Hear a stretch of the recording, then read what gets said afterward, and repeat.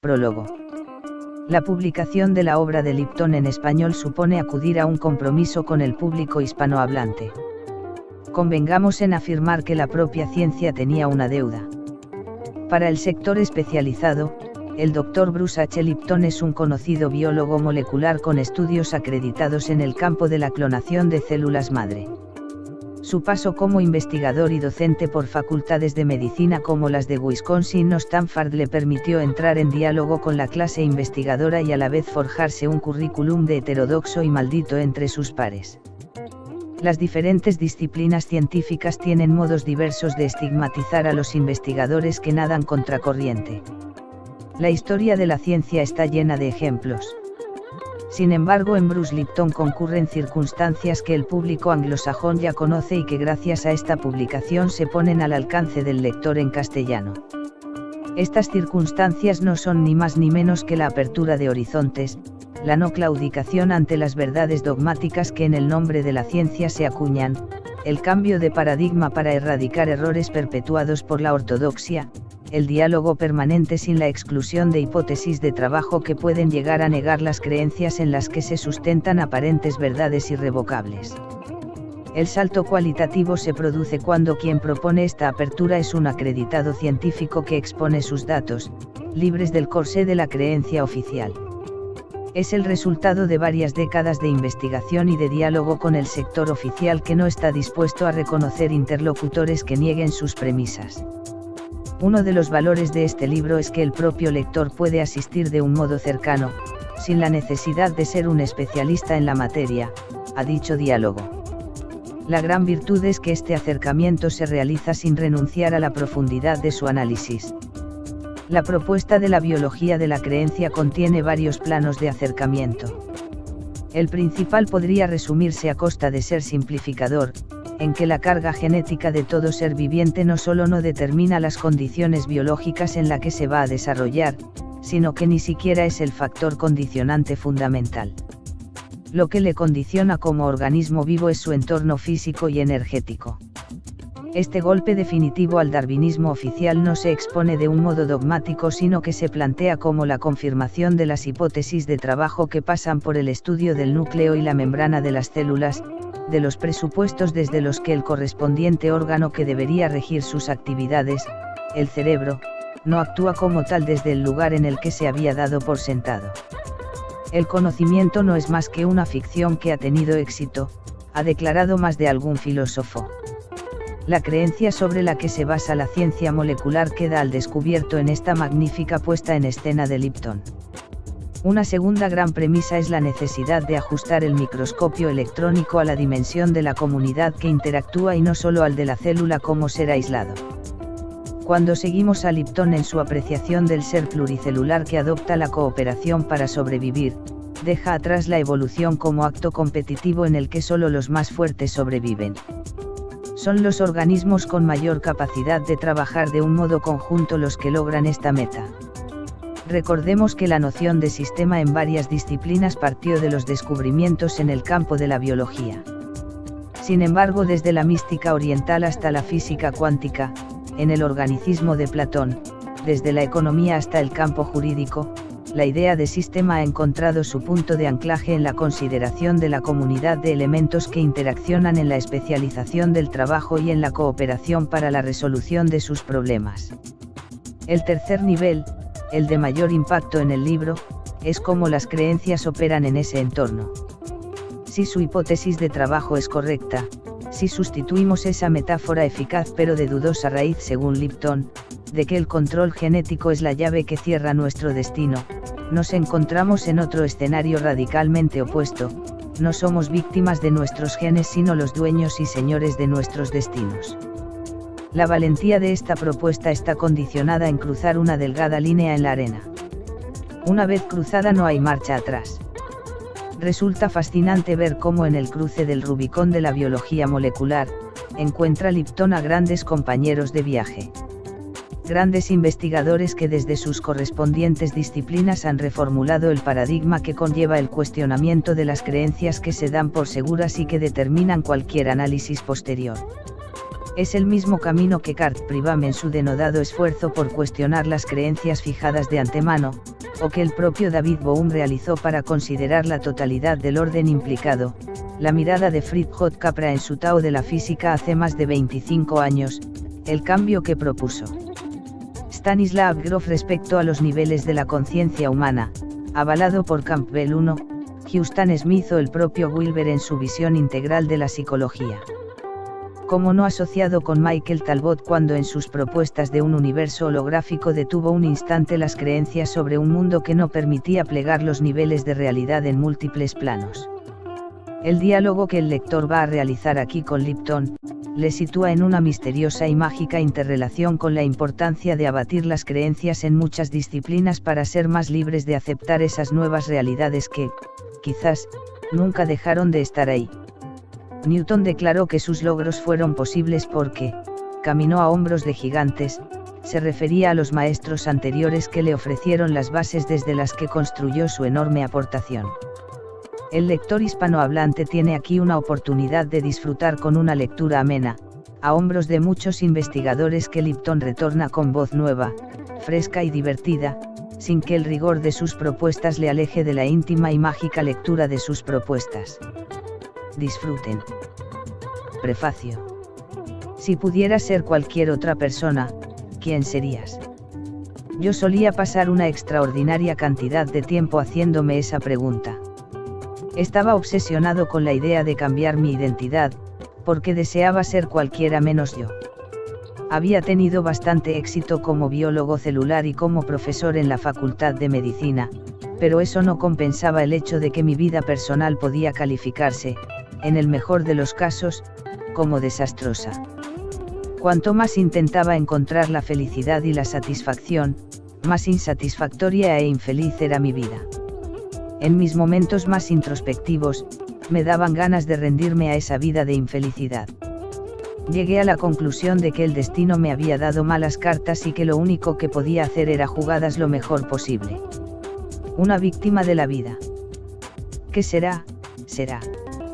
Mi postura deprimida y fatalista cambió en un instante en el otoño de 1985. Había renunciado al puesto fijo que tenía en la Facultad de Medicina de la Universidad de Wisconsin y trabajaba de profesor en una facultad de medicina del Caribe. Puesto que dicha facultad estaba muy lejos de la corriente académica principal, mis ideas comenzaron a liberarse de los rígidos límites de las creencias vigentes en las instituciones convencionales. Lejos de esas torres de marfil, aislado en una isla esmeralda situada en mitad del mar celeste del Caribe, experimenté una epifanía científica que hizo añicos mis creencias acerca de la naturaleza de la vida. Ese momento crucial de cambio tuvo lugar mientras revisaba la investigación sobre los mecanismos que controlan la fisiología y el comportamiento celular. De pronto me di cuenta de que la vida de una célula está regida por el entorno físico y energético, y no por sus genes. Los genes no son más que planos, moléculas utilizados para la construcción de células, tejidos, órganos. Es el entorno el que actúa como el contratista, que lee e interpreta esos planos genéticos y, a fin de cuentas, como el responsable último del carácter de la vida de una célula. La percepción del entorno de la célula individual, y no sus genes, lo que pone en marcha el mecanismo de la vida. Como biólogo celular, sabía que esa idea tendría importantes repercusiones en mi vida y en la vida de todos los seres humanos. Era muy consciente de que cada ser humano esté compuesto por unos 50 billones de células. Había consagrado mi vida profesional a estudiar seriamente las células individuales, porque, al igual que ahora, entonces también sabía que cuanto mejor comprendamos una célula, mejor lograremos a entender la comunidad celular que conforma el cuerpo humano. Sabía que si las células individuales se regulan en función de su percepción del entorno, lo mismo ocurriría con los seres humanos, formados asimismo por billones de células. Al igual que en las células aisladas, el carácter de nuestra existencia se ve determinado no por nuestros genes, sino por nuestra respuesta a las señales ambientales que impulsa la vida.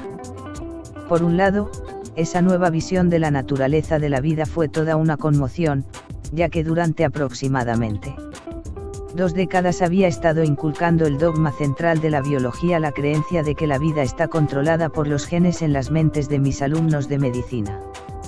Por otro lado, me daba la sensación de que ese nuevo concepto no me resultaba del todo nuevo.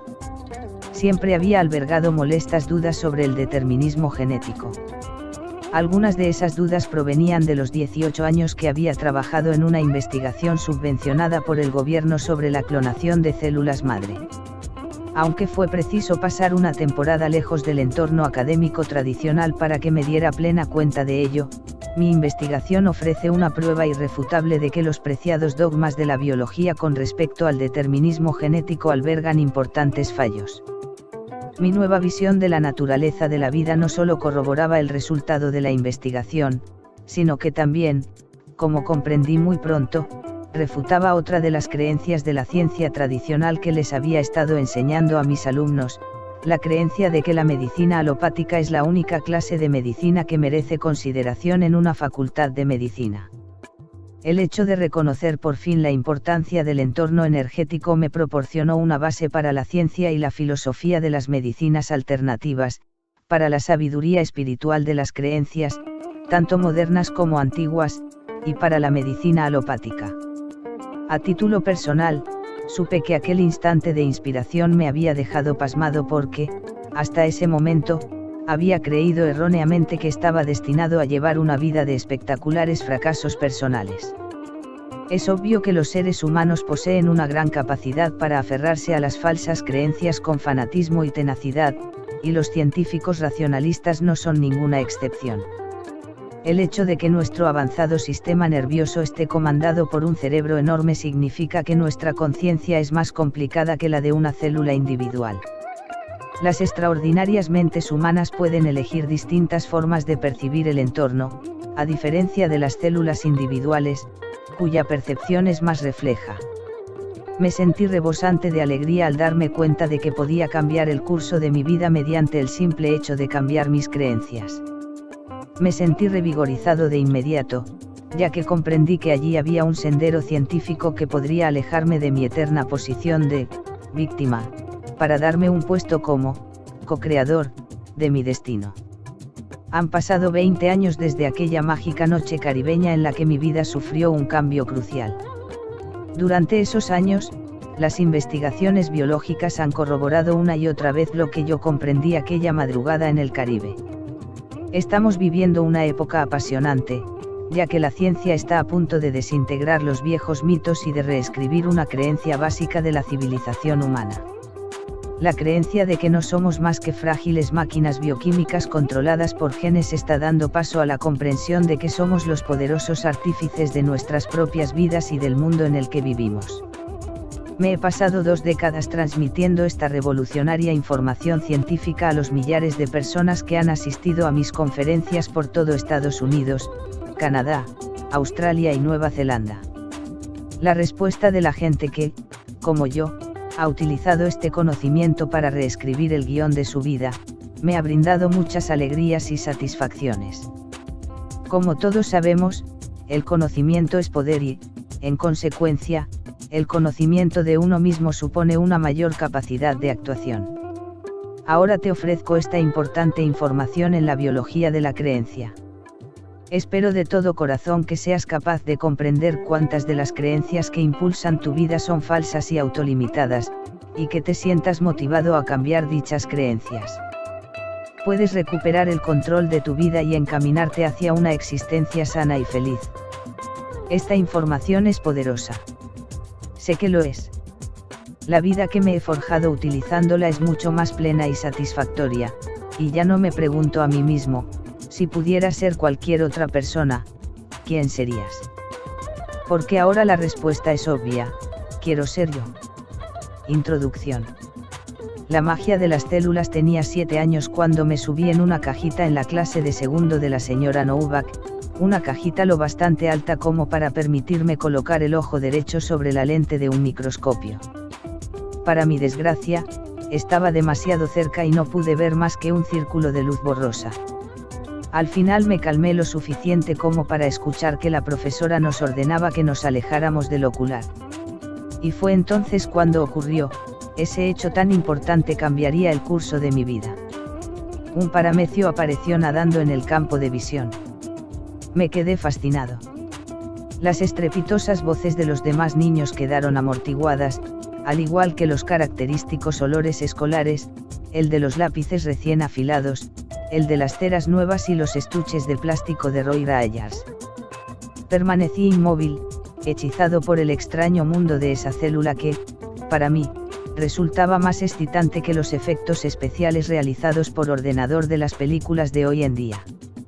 En la ingenuidad de mi mente infantil, no consideré a ese organismo como una célula, sino como una persona microscópica, un ser capaz de pensar y sentir.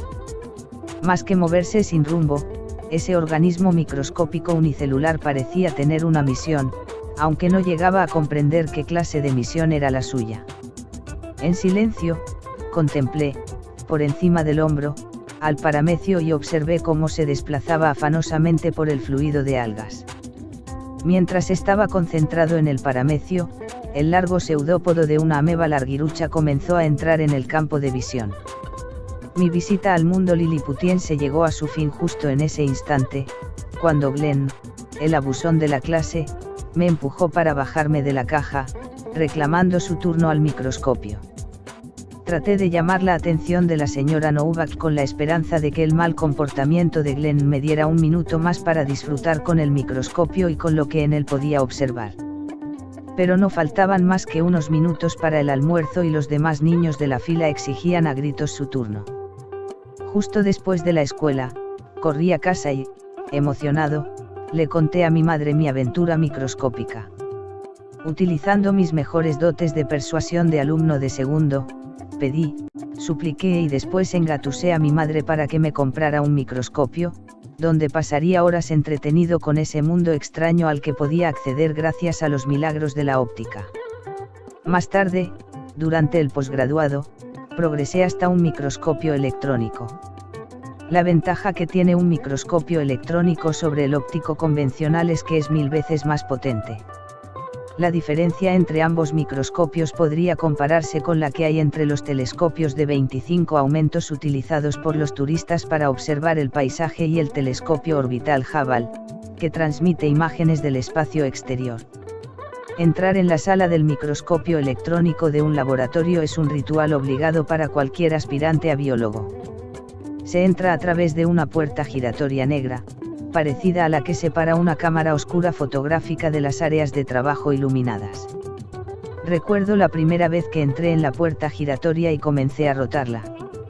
Me encontraba en la oscuridad entre dos mundos, entre mi vida de estudiante y mi vida como investigador científico. Cuando la puerta completó el giro, me adentré en una enorme y oscura estancia, iluminada apenas por unas cuantas bombillas fotográficas rojas. Cuando mis ojos se adaptaron a la oscuridad reinante, me quedé sobrecogido por lo que vi ante mí. Las luces rojas arrancaban reflejos espectrales a la superficie reflectante de la gigantesca columna de acero de 30 centímetros de grosor que contenía las lentes electromagnéticas y que se alzaba hasta el techo en mitad de la habitación. Extendido alrededor de la base de la columna, había un enorme panel de control. La consola parecía el panel de instrumentos de un Boeing 747, llena de interruptores, escalas luminosas e indicadores multicolores. Había un descomunal despliegue de gruesos cables, tubos de agua y líneas de vacío que irradiaban a modo de tentáculos desde la base del microscopio. El chasquido metálico de las bombas de vacío y el zumbido de los circuitos de refrigeración del agua llenaban el aire. Me dio la impresión de que acababa de entrar en la sala de mandos del USS Enterprise. Al parecer, era el día libre del capitán Kirk, ya que el asiento que había frente a la consola estaba ocupado por uno de mis profesores que se hallaba inmerso en el complicado proceso de introducir una muestra de tejido en la cámara de vacío situada en el centro de la columna de acero. Con el paso de los minutos, comencé a experimentar una sensación que me recordó a la de aquel día en la clase de la señora Novak, cuando vi una célula por primera vez. A la postre, una imagen verde fluorescente apareció en la pantalla de fósforo. La presencia de las oscuras manchas celulares apenas se distinguía en las secciones de plástico, cuyo tamaño se veía aumentado alrededor de 30 veces. Después se incrementó el aumento, una muesca cada vez. Primero Loox, después Loox y por último Loox.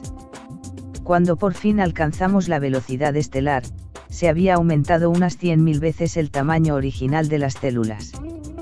Estábamos de verdad en Star Trek, pero en lugar de haber entrado en el espacio exterior, nos dirigíamos al espacio interior, un lugar en el que ningún hombre había estado antes. En un momento dado estaba observando una célula en miniatura y segundos después estaba adentrándome en su arquitectura molecular. El asombro que me causaba estar al borde de esa frontera científica resultaba evidente.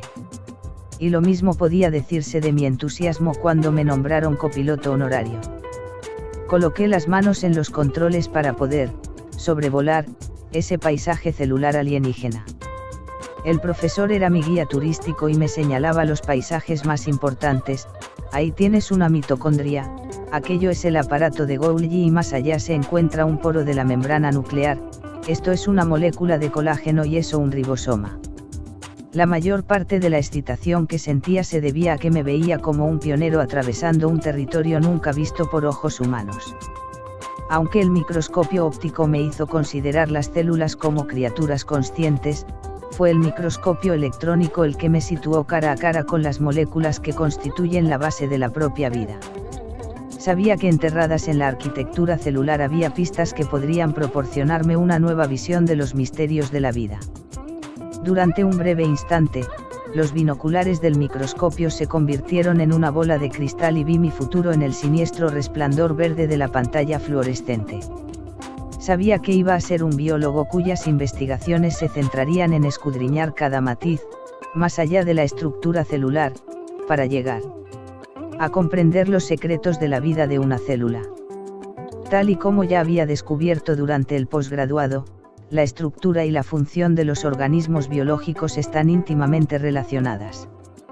Al correlacionar la anatomía microscópica de la célula con su comportamiento, llegué a la firme conclusión de que había conseguido descubrir la naturaleza de la naturaleza. A lo largo del posgraduado, de las investigaciones del doctorado y de mi carrera como profesor en la Facultad de Medicina, utilicé todas las horas que pasaba despierto para explorar la anatomía molecular de las células. Porque el secreto de sus funciones se hallaba enterrado en el interior de la estructura celular. Mi búsqueda de los secretos de la vida me condujo hasta una investigación profesional que estudiaba el comportamiento de las células humanas donadas que se desarrollan en medios de cultivo. 10 años después de mi primer encuentro con un microscopio electrónico, tenía un puesto fijo como profesor académico en la prestigiosa Facultad de Medicina de la Universidad de Wisconsin. Era mundialmente conocido por mi investigación sobre la donación de células madre y había sido galardonado por mis dotes como educador. Utilicé microscopios electrónicos cada vez más potentes que me permitieron realizar viajes tridimensionales parecidos a los del TAC, tomografía axial computerizada, a través de distintos organismos. Llegué a ver las moléculas que conforman la base de la vida. Aunque mis herramientas eran más sofisticadas, mi visión no había cambiado. Siempre he mantenido la misma convicción que tenía a los 7 años de que la vida de las células que estudiaba tenía un propósito. Por desgracia, no creía que mi vida tuviera propósito alguno. No creía en Dios, aunque debo confesar que en ciertas ocasiones consideraba la posibilidad de que existiera un Dios con un afilado y perverso sentido del humor. Después de todo, yo era un biólogo a la antigua usanza, para quien la existencia de Dios es una interrogante innecesaria. La vida es la consecuencia de la casualidad, de dar la vuelta a una carta favorable o, para ser más preciso, del lanzamiento azaroso de los dados genéticos. Desde los tiempos de Charles Darwin, el lema de nuestra profesión ha sido, Dios. No necesitamos a ningún Dios apestoso. No es que Darwin negara la existencia de Dios. Sencillamente afirmaba que la casualidad, y no la intervención divina, era la causa responsable del carácter de la vida en la Tierra. En el libro que escribió en 1859, El origen de las especies, Darwin afirmó que los rasgos individuales se transmiten de padres a hijos. Sugirió que eran los factores hereditarios transferidos de padres a hijos los que controlan la vida de un individuo. Esa idea logró que los científicos se embarcaran en un frenético intento por diseccionar la vida hasta sus principios básicos, ya que pensaban que el mecanismo hereditario que controlaba la vida debía de encontrarse en la estructura de la célula. La búsqueda llegó a su memorable final hace 50 años, cuando James Watson y Francis Crick describieron la estructura y la función de la doble hélice de ADN, el material del que están compuestos los genes. Los científicos habían logrado por fin descubrir la naturaleza de los factores hereditarios, sobre los que Darwin había escrito en el siglo XIX. La prensa sensacionalista pregonó a los cuatro vientos el nuevo mundo de la ingeniería genética y su futura promesa de diseñar bebés y de crear píldoras mágicas para el tratamiento de enfermedades. Recuerdo muy bien el enorme titular que acaparaba la portada ese memorable día de 1953, se descubre el secreto de la vida. Al igual que la prensa amarilla, los biólogos se subieron al carro genético. Los mecanismos mediante los que el ADN controla la vida biológica se convirtieron en el dogma central de la biología molecular, y de ese modo se explicaban minuciosamente en los libros de texto. En la eterna controversia entre herencia y medio, el péndulo se había declinado hacia la herencia.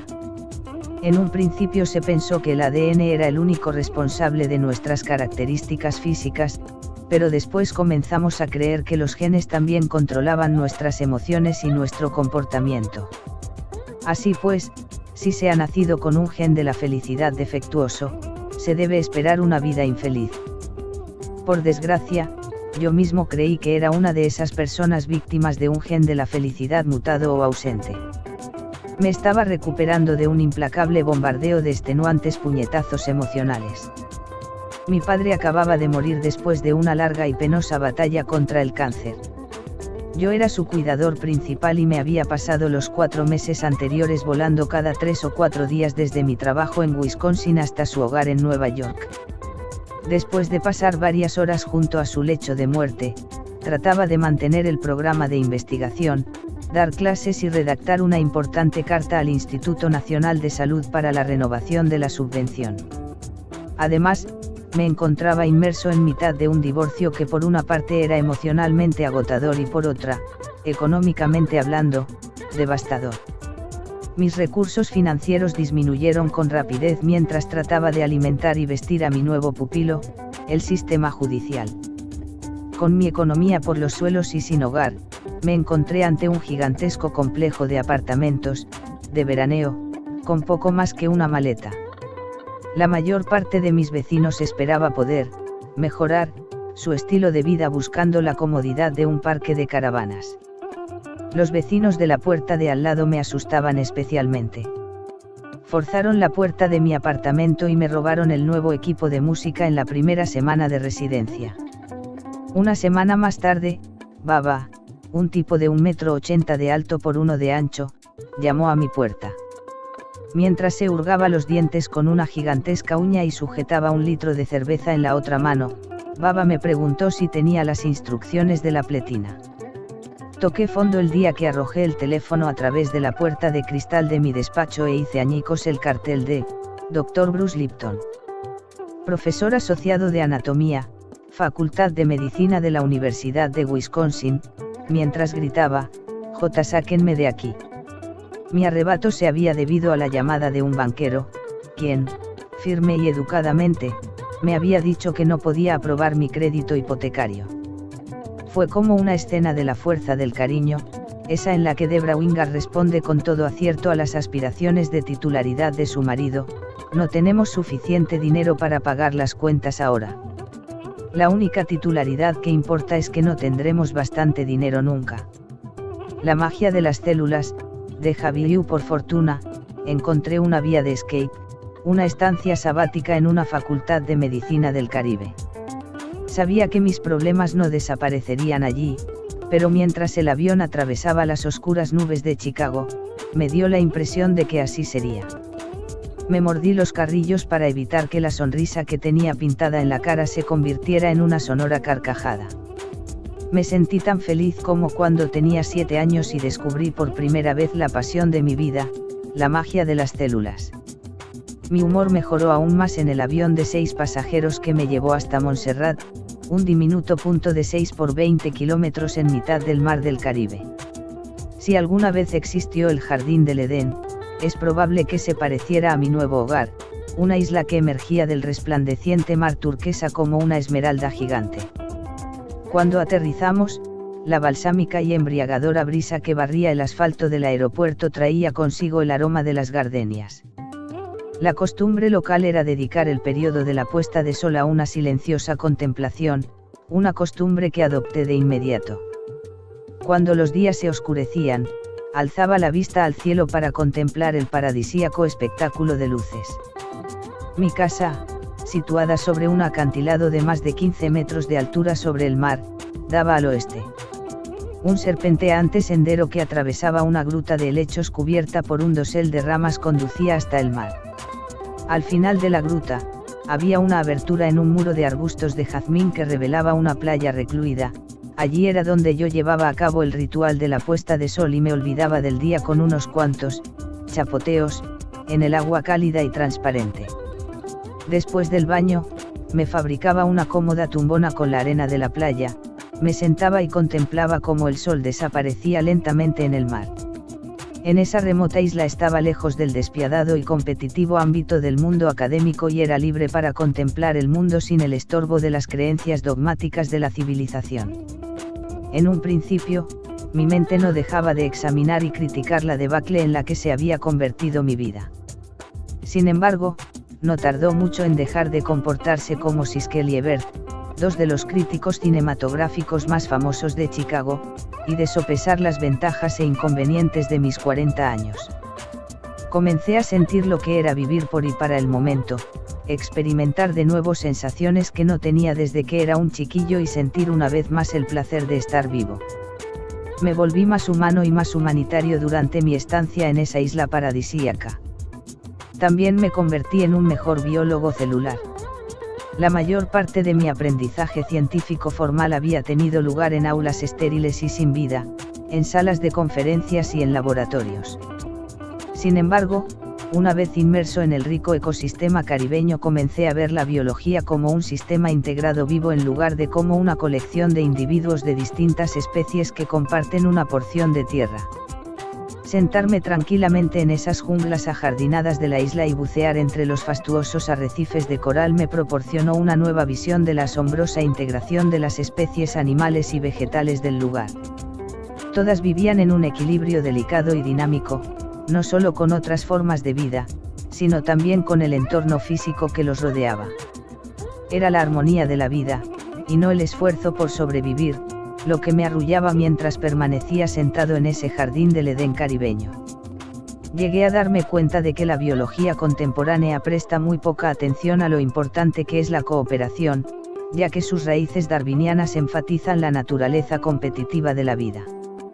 Para disgusto de mis colegas estadounidenses, regresé a Wisconsin decidido a desafiar a voz en grito las creencias sagradas y básicas de la biología. Incluso comencé a criticar abiertamente a Charles Darwin y la sensatez de su teoría evolutiva. En opinión de la mayoría del resto de los biólogos, mi comportamiento fue comparable al de un monje que irrumpe en el Vaticano para afirmar que el Papa es un fraude. No es de extrañar que mis compañeros creyeran que me había caído un coco en la cabeza cuando renuncié al puesto fijo y, cumpliendo el sueño de mi vida de fundar una banda de rock and roll, me molé en una gira musical. Conocí a Ian, quien al final se convirtió en toda una celebridad, y produje un espectáculo láser con él.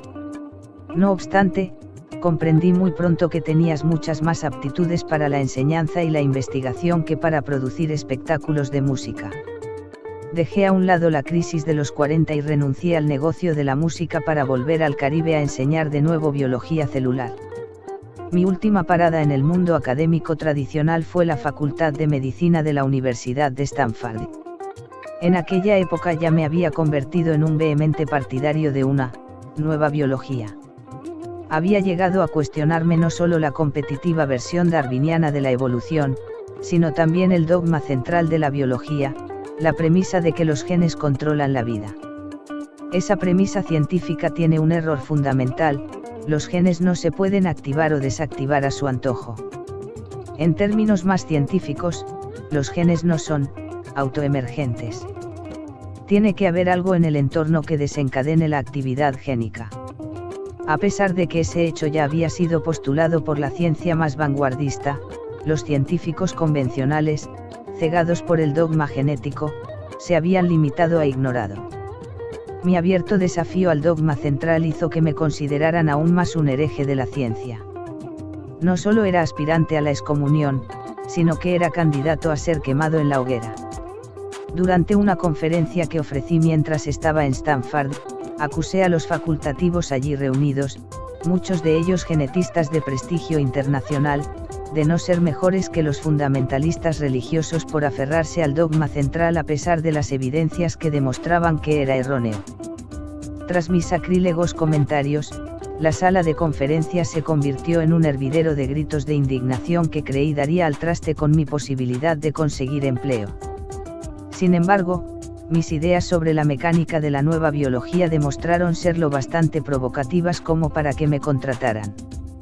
Con el apoyo de ciertas eminencias científicas de Stanford, sobre todo con el del jefe del departamento de patología, el Dr. Klaus Bensch, me alentaron a profundizar en mis ideas y a aplicadas a las investigaciones sobre células humanas donadas. Para sorpresa de todos los que me rodeaban, los experimentos apoyaron por completo la visión alternativa de la biología que yo postulaba. Publiqué 2 artículos basados en esa investigación y abandoné el mundo académico, en esta ocasión para siempre, Lipton, et al., 1991 a 1992.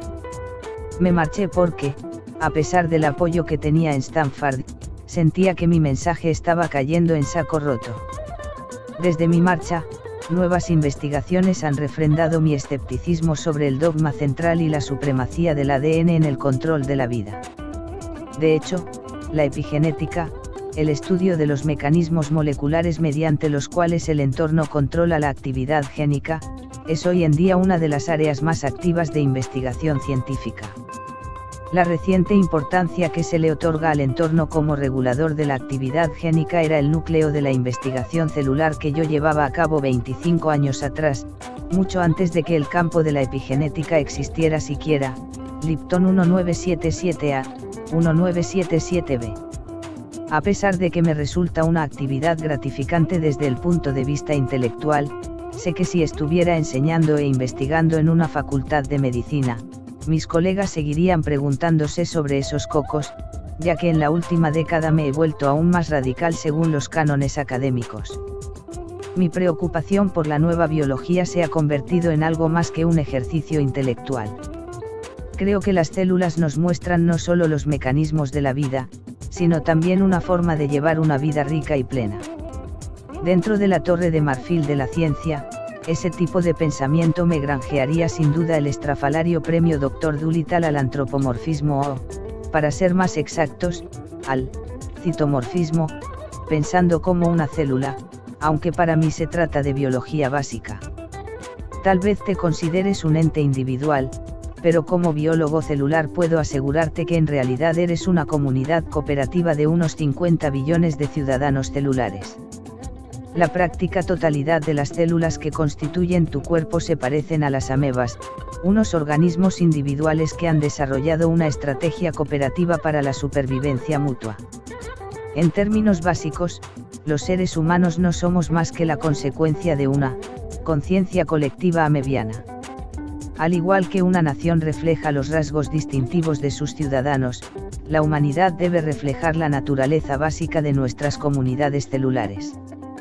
Viviendo las lecciones celulares utilizando estas comunidades celulares como modelos, llegué a la conclusión de que no somos las víctimas de nuestros genes, sino los dueños y señores de nuestros destinos, capaces de forjar una vida llena de paz, felicidad y amor.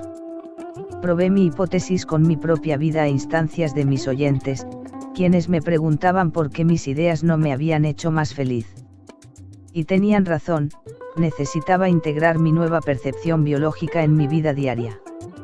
Supe que lo había logrado cuando, durante una resplandeciente mañana de domingo en el Big Easy, una camarera de la cafetería me dijo: «Cielo, eres la persona más feliz que he visto en mi vida. Dime, muchacho, ¿por qué eres tan feliz? Me quedé desconcertado ante su pregunta, pero de todas formas barboté, estoy en el paraíso.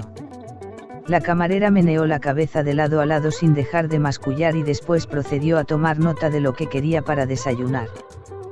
Pues bien, era cierto.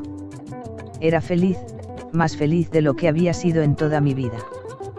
Quizá alguno de los lectores más críticos se muestre escéptico ante mi afirmación de que la tierra es el paraíso, ya que la definición de paraíso también incluye la morada de la deidad y la de los bienaventurados difuntos. De verdad creía que Nueva Orleans, o cualquier otra ciudad grande, era una parte del paraíso.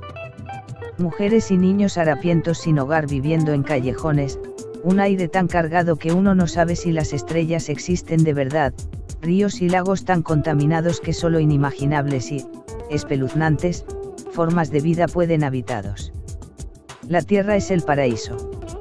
¿Acaso Dios vive allí? ¿Conoce él a esa deidad?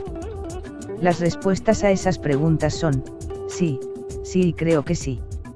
Bueno, para ser totalmente sincero, debo admitir que no conozco a Dios por entero, ya que no os conozco a todos vosotros. Por el amor de Dios, hay unos 6.000 millones de personas en el mundo. Y si he de ser aún más sincero, tampoco conozco el nombre de todos los miembros de los reinos, tanto animal como vegetal, aunque creo que también forman parte de Dios. Parafraseando las imperecederas palabras de Tim Allen en su teleserie Un chapuzas en casa, para el carro. ¿Acaso está diciendo que los humanos son Dios? Bueno, pues sí. Y claro está que no soy el primero que lo dice. El Génesis dice que estamos hechos a imagen y semejanza de Dios. Sí, el racionalista que os habla está citando ahora a Jesús, a Buda y a Rumi. He vuelto al punto de partida y he pasado de ser un científico reduccionista enfrentado a la vista a ser un científico espiritual. Estamos hechos a imagen y semejanza de Dios y es necesario que volvamos a introducir el espíritu en la ecuación si queremos mejorar nuestra salud mental y física. Puesto que no somos máquinas bioquímicas indefensas, el hecho de zamparnos una pastilla cada vez que nos encontramos mal física o mentalmente no es siempre la respuesta. Los fármacos y la cirugía son herramientas poderosas cuando no se utilizan en exceso, pero la idea de que los medicamentos pueden curarlo todo es, en esencia, errónea. Cada vez que se introduce un fármaco en el organismo para corregir una función A, se alteran inevitablemente las funciones B, C o D. No son las hormonas ni los neurotransmisores producidos por los genes los que controlan nuestro cuerpo y nuestra mente, son nuestras creencias las que controlan nuestro cuerpo, nuestra mente y, por tanto, nuestra vida. Oh, vosotros, hombres de poca fe. La luz que se aprecia cuando piensas por ti mismo. En este libro trazaré la proverbial línea en la arena. A un lado de la línea está un mundo definido por el neodarwinismo, que considera la vida como una guerra interminable entre robots bioquímicos de batalla. Al otro lado de la línea se encuentra la nueva biología, que propone la vida como un viaje de cooperación entre individuos poderosos que pueden reprogramarse a sí mismos para experimentar una vida llena de alegría. Si atravesamos esa línea y llegamos a entender de verdad la nueva biología, ya no será necesario discutir sobre el papel del medio y de la herencia por separado, porque nos daremos cuenta de que la mente consciente domina ambas cosas. Y creo que, cuando cruce esa línea, la humanidad experimentará un cambio tan profundo y paradigmático como cuando la realidad de que la Tierra era redonda irrumpió en una civilización plana. Los estudiantes de humanidades, a quienes tal vez les preocupe que este libro ofrezca una incomprensible lección científica, no tienen nada que temer. Cuando era profesor, me exasperaba el irritante traje de 3 piezas y también la asfixiante corbata, los zapatos de punta estrecha y las interminables reuniones, pero me encantaba enseñar. Y en mi vida postacadémica también he practicado mucho la enseñanza, he mostrado los principios de la nueva biología a millares de personas a lo largo y ancho del mundo. Gracias a esas conferencias, he perfeccionado mi presentación de la ciencia para poder explicarla con palabras comprensibles para todo el mundo, ilustradas con gráficos llenos de colores, muchos de los cuales he incluido en este libro. En el capítulo 1, explico lo que son las células inteligentes, y cómo y por qué pueden enseñarnos tantas cosas sobre nuestro cuerpo y nuestra mente. En el capítulo 2, expongo las evidencias científicas que demuestran que los genes no controlan la biología. También te presento los emocionantes descubrimientos de la epigenética, un nuevo campo biológico que está desentrañando los misterios de cómo el entorno, la naturaleza, influye en el comportamiento de las células sin alterar el código genético. Es un campo que está revelando nuevos problemas en la naturaleza de las enfermedades como el cáncer y la esquizofrenia. El capítulo 3 trata sobre la membrana celular, la piel de las células. Sin duda habrás escuchado mucho más sobre el ADN del núcleo celular que sobre su membrana. Pero la ciencia vanguardista proporciona cada vez más detalles acerca de la conclusión a la que llegué hace 20 años, que la membrana es el verdadero cerebro de las funciones celulares. En el capítulo 4 se habla sobre los abrumadores descubrimientos de la física cuántica. Estos descubrimientos tienen importantísimas implicaciones en la comprensión y el tratamiento de las enfermedades. No obstante, la medicina tradicional aún no ha incorporado la física cuántica a sus investigaciones ni en la enseñanza facultativa, lo que ha deparado unos resultados trágicos.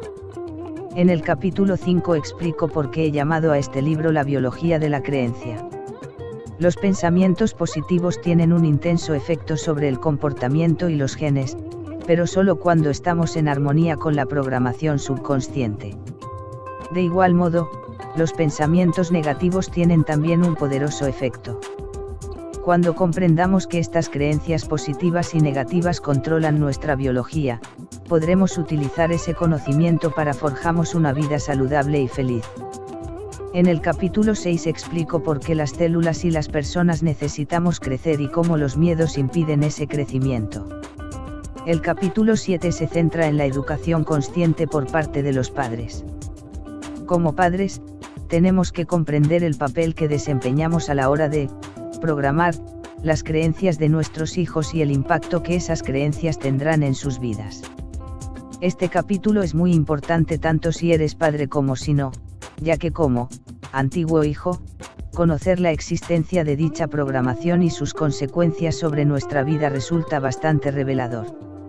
En el epílogo, explico cómo mi visión de la nueva biología me llevó a comprender la importancia que tiene integrar los reinos de la ciencia y el espíritu, lo que supuso un cambio radical, dado mi pasado como científico agnóstico.